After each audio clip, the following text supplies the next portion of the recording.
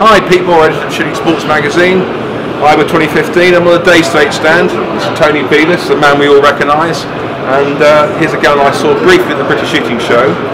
It's the new Pulsar Bullpup, and I've just been playing with it, and Tony's been telling me about it. It's an absolute beauty, so I'll let the man himself tell me about it. Over to you, Tony. Thank you, Pete. Thank you. Well, this is the Bullpup new for 2015.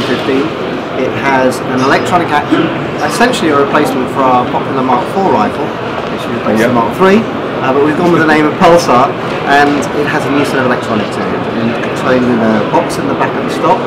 But when you've got electronics, you can flaunt it, you can move things around. You guys certainly flaunt electronics. We don't need a linkage, we have a wire, so we can move the trigger forward, and we're able to bring the action right back. Which means you've got a decent trigger on a bullpup, which is a hard thing to achieve mechanically. Exactly right. One of the problems you lose on a linkage is the sensitivity of feel.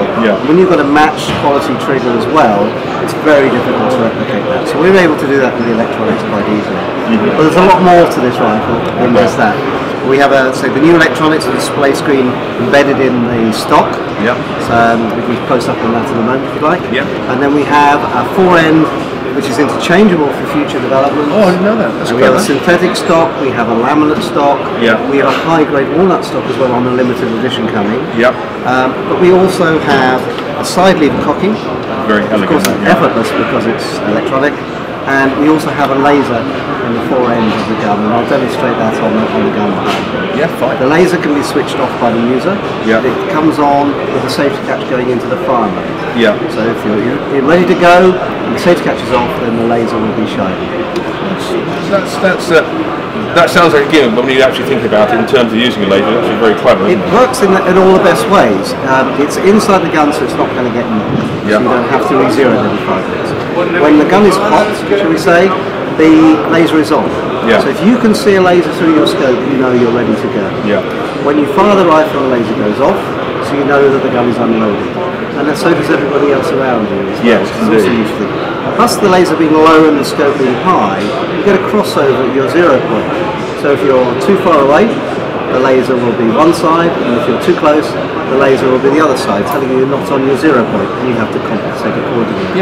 So it gives you basically range information. It does, And finally, if you canted the rifle accidentally, the laser won't be in the middle, it'll be off to one side. So you can immediately see if you've got the rifle canted. Again, another thing that affects the shot. How would that laser affect HFT or FT competition? Well, I doubt it would be. I think it should be, but I don't think it's going to be allowed. But there is an on-off switch built into the program, so the shooter can simply switch on.